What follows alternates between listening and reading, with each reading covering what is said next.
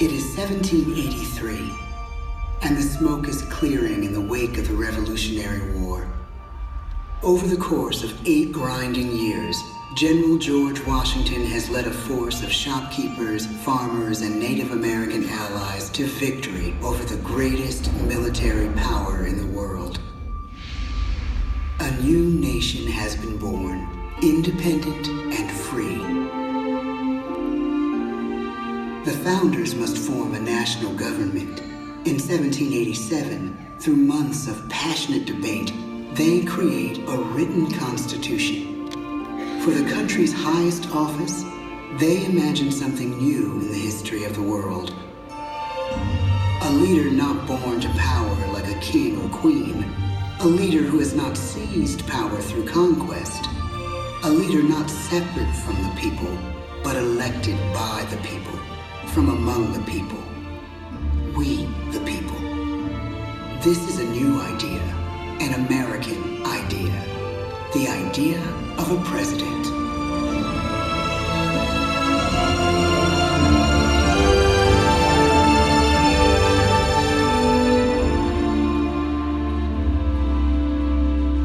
The people don't know exactly what a president will be, but there is little doubt who it will be.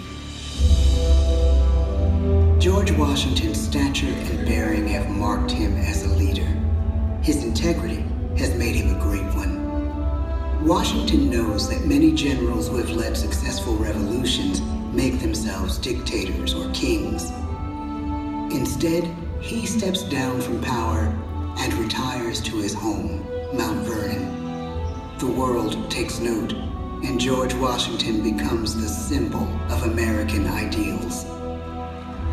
In the first presidential election, it's Washington by a landslide. The only doubt seems to be his own. He writes, "Integrity and firmness is all I can promise. Integrity and firmness is exactly what we need." Everything he does as president will set a model for his successors. His final act may be the most important of all. After 2 terms, with no term limit in the Constitution and amid overwhelming support to stay in office, he steps down once again and hands power back to the people.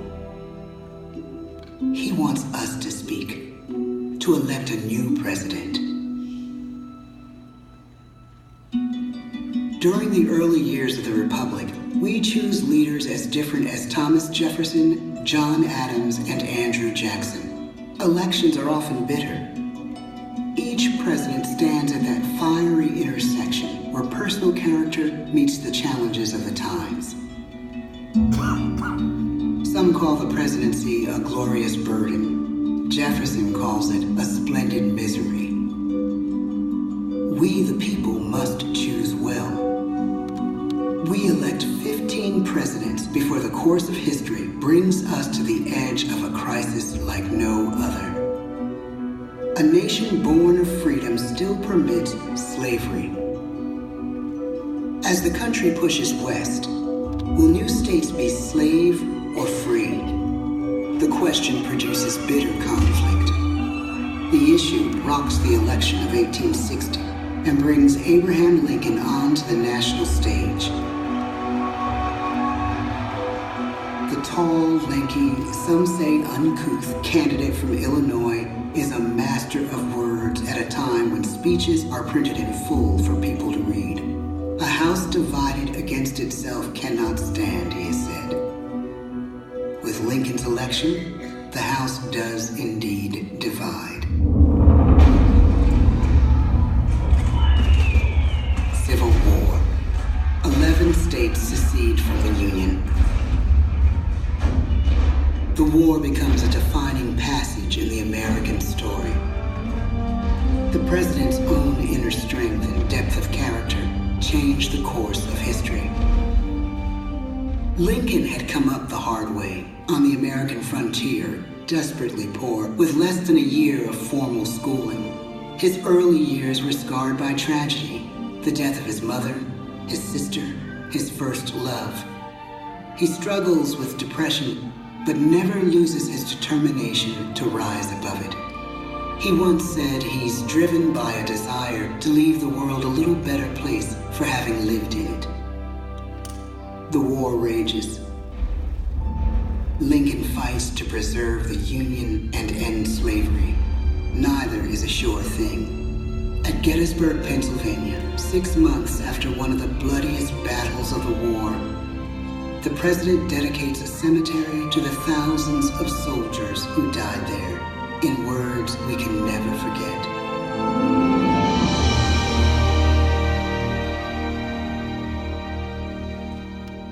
"Fourscore-and-7 years ago, our fathers brought forth on this continent a new nation, conceived in liberty and dedicated to the proposition that all men are created equal.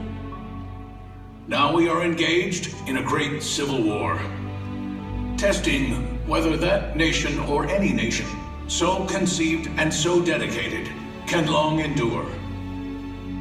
We are met on a great battlefield of that war. We have come to dedicate a portion of that field as a final resting place for those who here gave their lives, that that nation might live. It is altogether fitting and proper that we should do this. But in a larger sense, we cannot dedicate, we cannot consecrate, we cannot hallow this ground.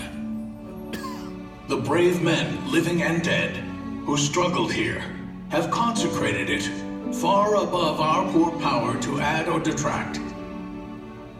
The world will little note, nor long remember what we say here, but it can never forget what they did here. It is for us, the living, rather, to be dedicated here to the unfinished work, which they who fought here have thus far so nobly advanced. It is rather for us to be here dedicated to the great task remaining before us, that from these honored dead, we take increased devotion to that cause for which they gave the last full measure of devotion. That we here highly resolve that these dead shall not have died in vain, that this nation, under God, shall have a new birth of freedom, and the government of the people, by the people, for the people, shall not perish from the earth. The blood of over 500,000 Americans is spilled in this Civil War. President Lincoln's enduring hope is to give true meaning to the sacrifices of so many, to lead us to that new birth of freedom. With the end of the war and the end of slavery, a new birth truly begins. As we roll toward the 20th century, settlers roll west on wagon wheels and railroads connect the nation coast to coast. Millions of immigrants pour in from Europe and Asia. Population doubles. Our economy triples. Our standing among nations rises. We need presidents who can lead both at home and abroad. At the same time, a young Theodore Roosevelt is retreating from New York politics and personal tragedy. The death of his wife and his mother on the same day in the same house. In the Badlands of North Dakota, he rethinks his life and the life of his country. He returns stronger in body and spirit. His renewed energy is just what his country needs.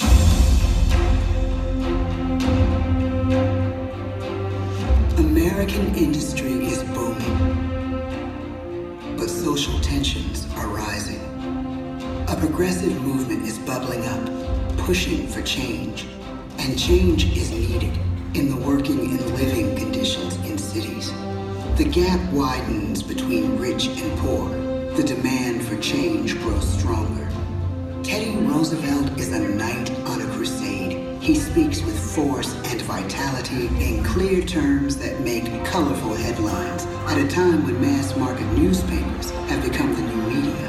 To define his foreign policy, he borrows a phrase from an African proverb: speak softly and carry a big stick. But his greatest accomplishments are made at home. He breaks up giant monopolies, protects workers' rights, and calls for a square deal for all Americans, rich and poor, capitalist and wage earner. And a square deal for every man and every woman in the United States. He calls on America to be as great as the natural grandeur of its lands.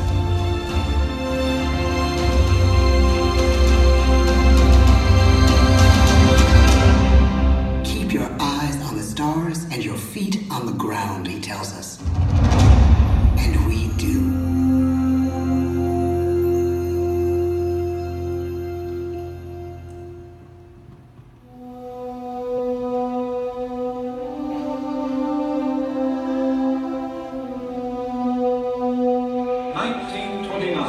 The bottom fell out of the market. 12 million unemployed. The bread lines and the soup. The results of the 1932 election now appear. When we elect our 32nd president, it is the worst of times. The course of history and the course of one president's life again shape a turning point in our national destiny.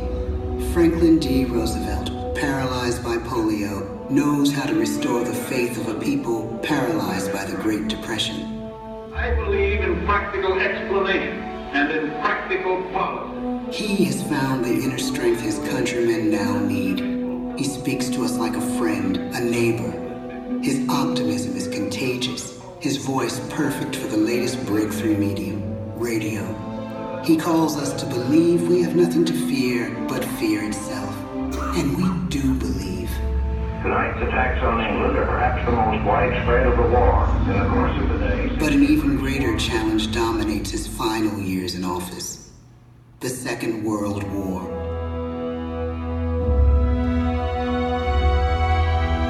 We must be the great arsenal of democracy. This is an emergency as serious as war itself. We stun the world with our production.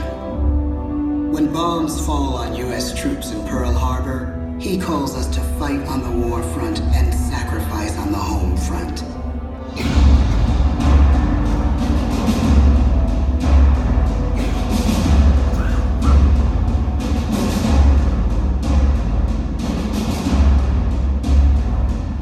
The harder the sacrifice, the more glorious the triumph.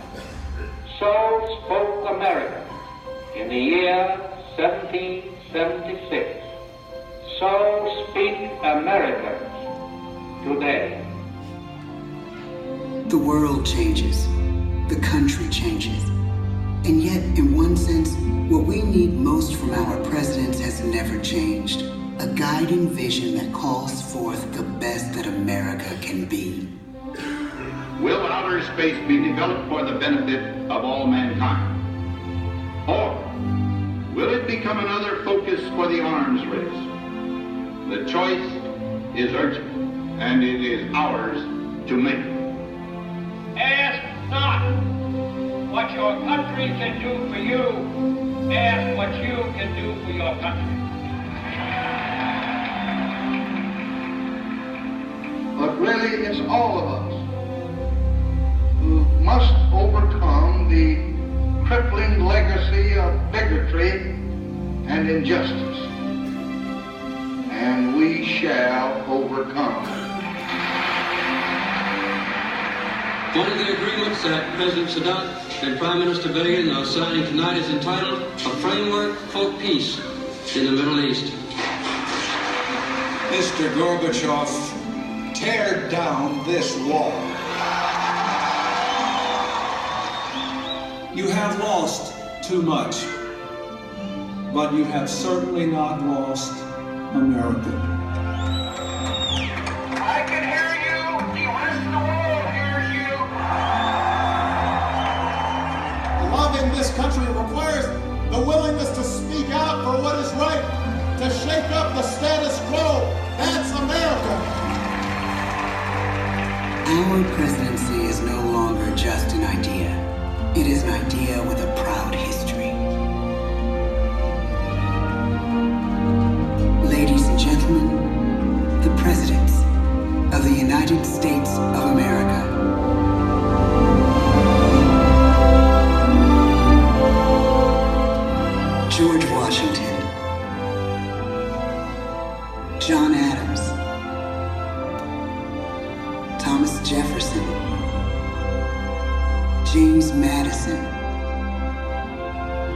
James Monroe,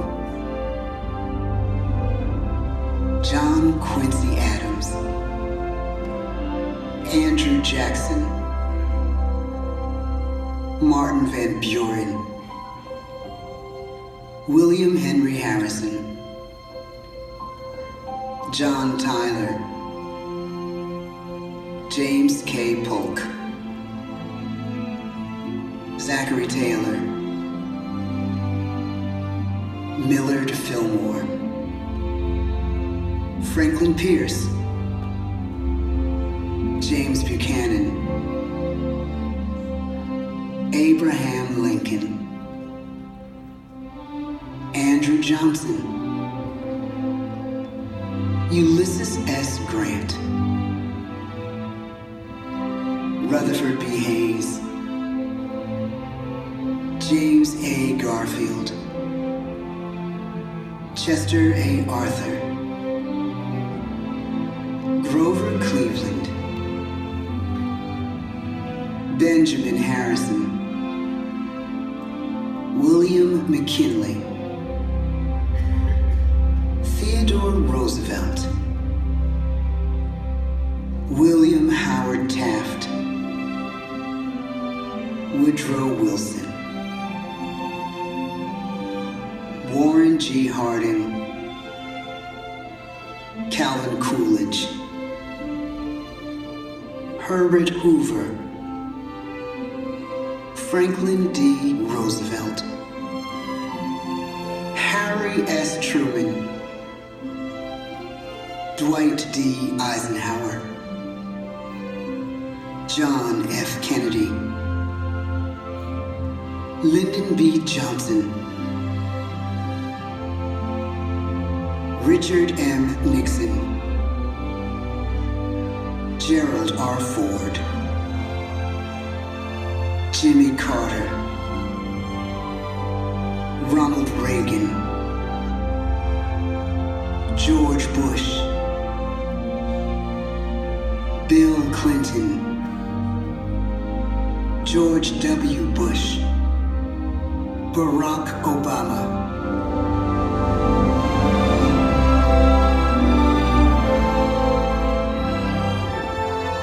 And now we come to the present. Once again, we place our trust in the idea of a president, as we have from the beginning. My fellow citizens, no event could have filled me with greater anxieties than that notification on the 14th day of April, 1789, that you had selected me to lead our nation. But it was with the confidence of my fellow citizens that I took an oath. 35 simple words that have been repeated by every American president throughout history. I, Donald John Trump, do solemnly swear that I will faithfully execute the office of President of the United States and will, to the best of my ability, preserve, protect, and defend the Constitution of the United States. So help me God.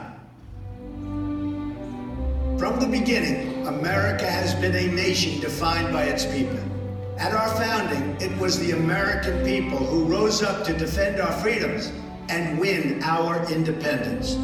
It is why our founders began our great Constitution with 3 very simple words: we the people. Since that moment, each generation of Americans has taken its place in the defense of our freedom, our flag, and our nation under God. These are the achievements of the American spirit, the spirit of a people who fought and died to bring the blessings of liberty to all our people. Above all, to be American is to be an optimist, to believe that we can always do better, and that the best days of our great nation are still ahead of us. It's a privilege to serve as the President of the United States, to stand here among so many great leaders of our past, and to work on behalf of the American people. The presidency of the United States is a role unique in the world, an office entrusted to each president by us, we the people. Therein lies the genius of that new idea, now over 200 years old. A new idea our presidents have turned into a great American idea again and again.